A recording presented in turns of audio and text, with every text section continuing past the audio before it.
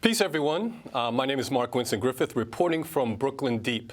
And today we're going to be talking about gentrification. We're going to be reporting on gentrification, but looking at it from the perspective of teenagers, from young people. But before we do that, let's set up the conversation and find out how exactly we went about reporting. So we have with us today Corinne Bobb-Semple, and she was a frontline reporter for us. And in going out there into Bedford-Stuyvesant and Crown Heights, central Brooklyn, Corinne interviewed over 25 teenagers, actually to 25 exactly, over 5 months. And out of all of those young people that she talked to, only 8 of them knew what gentrification actually meant. Guess a little bit of a surprise, right? And out of those 8 students, out of those 8 young people that Corinne talked to, 7 of them actually had negative feelings associated with gentrification. So we're gonna delve a little bit more into that and find out more about how young people feel about gentrification here today on the show. So at Brooklyn Deep, a digital journalism platform chronicling neighborhood change in central Brooklyn, it's one of the ways we're tackling our mission through empowering teen voices. So in partnership with WNYC's Radio Rookies, we've been working with 5 central Brooklyn teens to produce stories about themselves, their communities, and their world. And in the process, they're learning radio journalism, how to conduct an interview, develop a story, and edit audio. One of those young people, as I mentioned before, is 14-year-old Corinne Bobb-Semple. Corinne is born and raised in Bedford-Stuyvesant, and Corinne is reporting on how gentrification is affecting teenagers who live in her neighborhood, Bedford-Stuyvesant, and she's here today to discuss what she's learned. So welcome, first of all, to you, Corinne. Corinne is a star at Brooklyn Deep, so welcome to you. Nice to see you. And we're also bringing on again Veralyn Williams, who is the managing editor of Brooklyn Deep and who's been working very closely with Corinne as well as other radio rookies to produce her story. Welcome back, Veralyn. Thank you, Mark.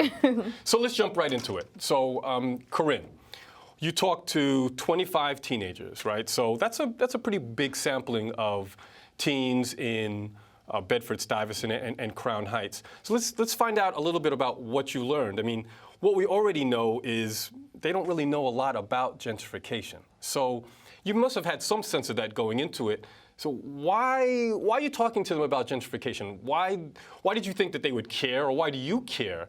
Because certainly there are a lot of other things on their minds other than gentrification. So what did you hope to learn from talking to them? Well, I care a lot about gentrification because I love Brooklyn as a place, and specifically Bed-Stuy has meant a lot to me as a community. And I found that although a lot of teenagers didn't have the direct definition of gentrification or didn't know exactly what the word meant, they knew the feeling of gentrification or how it was changing their lives. They just didn't have the word for it. Right. And did you find that it was, although they didn't have a word for it, or they weren't necessarily thinking of it every day, did you learn in talking to them that actually they thought more about it than they realized? Yeah, I think they definitely did. Yeah? Well, Veralyn, you should talk a little bit more about the Radio Rookies program and what it's been doing with Brooklyn Deep. But if you could also talk about, like, why is it important what teenagers say or how they feel about gentrification in the first place? What does this do to our understanding of gentrification that we couldn't learn from talking to adults?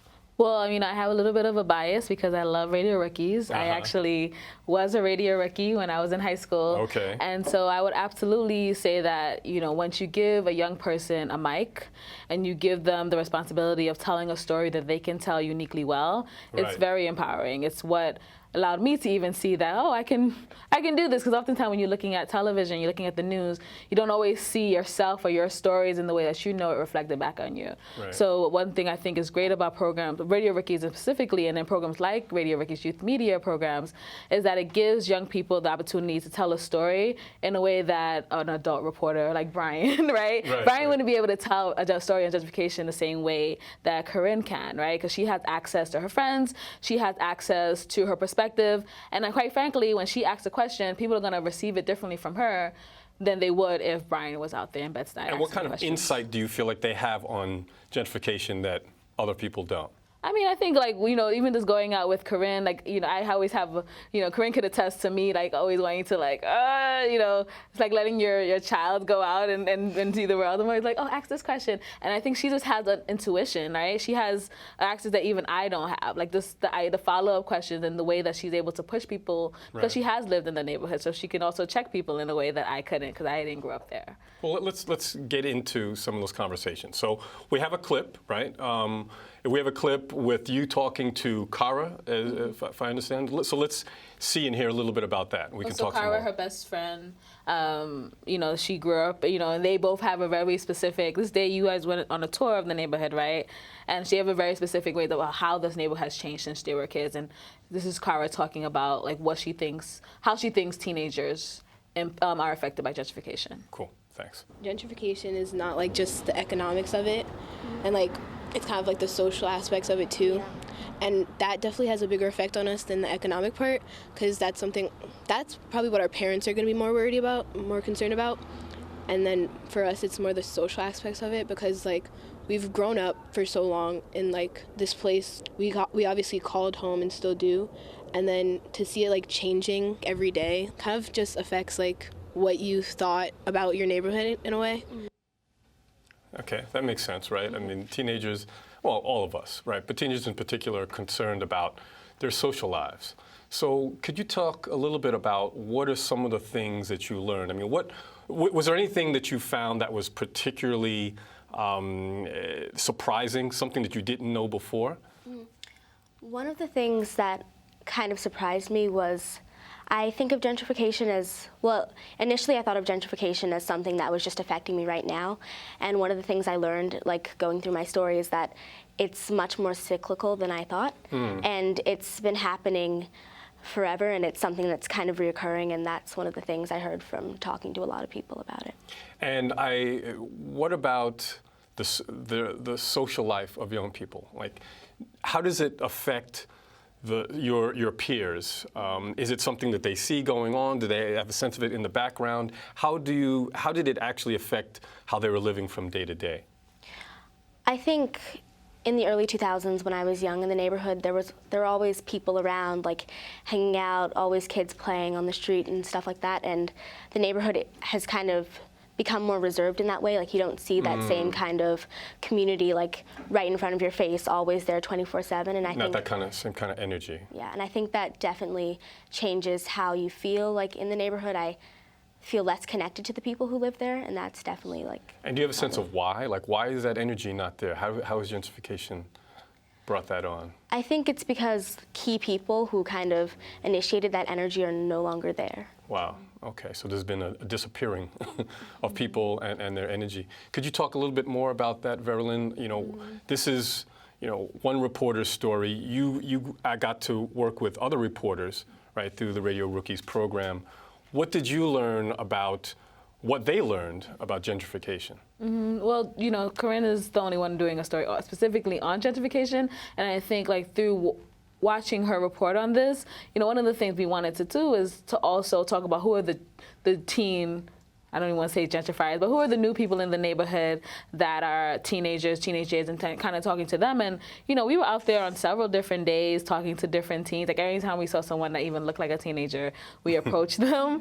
And, you can affirm me on this. We didn't see one white teenager. And I think, white sometimes is synonymous with gentrification. There was a Asian American girl that we talked to that was new to the neighborhood that we did see in the street. But and just be clear, you're talking, it was strictly Bedford-Stuyvesant? Strictly Bedford-Stuyvesant, yeah. And Corinne, you live in Stuyvesant Heights, right? Yes. And so was it around your area? Yeah, it was around that area. Yeah. So I'm sorry. Yeah. So that's one of the the things that when you talk about not having the social, one of the questions is, are there the new families that are moving in, do they feel the freedom to hang out on the street and be out and be seen in the same way that people that have been there for years and years have, right? Another story is Claude. He's doing a story on stop and frisk in East New York and how has it changed since the Community Safety Act passed. And it's not directly the Community Safety Act. Community Safety Act, which is set of laws that has an impact on, is a police reform reform package. Yes. And it's one of the things that happened in the Community Safety Act was that it said that the police cannot use profiling, so they can't do things based on age, based on homeless youth. Like they can't use those criteria to stop people on the street. And so his story is, has anything changed since this passed in 2012? 2012. And even though it's not directly a gentrification story, it is, right? It's because like the way that people feel comfortable to be in their neighborhood, the way that the neighborhood is policed. And so to Corinne's point, gentrification kind of seeps through a lot of the things. When you ask young people, what do you want to tell? What story do you want to tell about your neighborhood? Gentrification is always kind of like on the underbelly of that. Right. So I mean, obviously we're talking about anecdotal information, right? But if you're telling me that you did not see any white teenagers on the streets of Stuyvesant Heights. First of all, I know they're there. Yes. Right? And you talk to Viola, who is a new teen, white teen that lives in the neighborhood, but it was through her mom knew the mom and they connected. But I mean, is there any speculation as to why they're not on the streets? I mean, my sense of it, when I see teenagers, not just getting from point A to point B, but just sort of hanging out, they're doing so with a sense of ownership. Like, this is my block, this is my neighborhood, this is my social world. Can we say that white young people are not there yet, that they do not feel like this is their world and they're living their Bed-Stuy within the confines of their home? Is that what's going on? I think that's definitely what it is. When I actually asked Viola that question when I was interviewing her, and she said that while everyone was very friendly to her, I don't think she felt the same connection that the people who've been living there for years do. And she kept saying this neighborhood, instead of my neighborhood. Meaning, okay.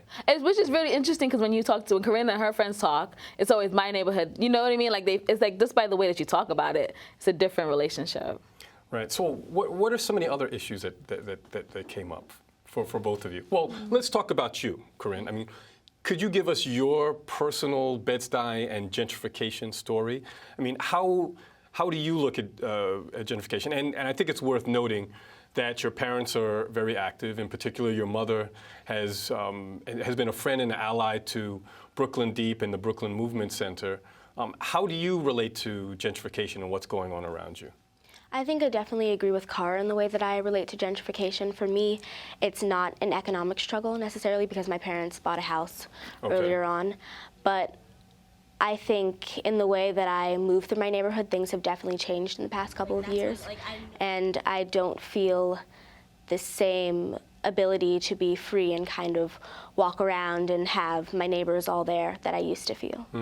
Do you have a sense of, I know you're only 14, but let's say in another 10, 15 years, do you see yourself continuing to be in Bedford-Stuyvesant? I think I'll definitely be there. Yeah? Okay. We'll look out for you. And Meanwhile, what's the ... there? I mean, as a person that owns that pays rent, every time I sign my lease, I'm just like, am I going to be able to pay this increase, right? And so I do think that there is a divide between the renters and the owners, which is something we're definitely exploring in the story. Okay. So we don't have a lot of time, Veralyn. Could you tell us what else we should be looking for from some of the Radio Rookie reporters that we have at Brooklyn Deep? You mentioned there's going to be a story on stop and frisk. What are some of the other themes we're exploring? Well, there's also going to be a story around Alexia. She's doing a story around predominantly white schools versus predominantly black schools. It comes from her experience, right? She's been to over 8 schools in Georgia and Minneapolis and now New York. Wow. And, she's had very different experiences. So when she's been in predominantly black schools, she feels like it's about discipline, and that's really what the focus is like how to get the kids not to misbehave. And then when she's been in predominantly white schools, she feels like it's been more about academics and being more academically rigorous. And so her story is really, and now she's in a school that actually goes against, it doesn't fit into that binary, that dynamic she set up for herself. She's going to a predominantly black school that is a college-bound school, college prep, very rigorous. And so she's just kind of exploring what are different people's different experiences. So actually, if anyone is, we actually, again, I don't know why, but it's like whenever you're trying to look for something specific, it's hard. So we're looking for a white teen that has been to a predominantly white school and or predominantly black schools. So it's had her experience, but as a white teen. Okay, we're gonna have to pause it there. And I'm encouraging anyone watching to look out for these stories as they continue to unravel on Brooklyn Deep. So Corinne, thank you for joining us, and Veralyn, thank you. I know you're gonna be back. You can find more from Brooklyn Deep at brooklyndeep.org, or find us on the web. We are Brooklyn Deep on Facebook and at Brooklyn, that is BKLYN Deep on Twitter, that's it.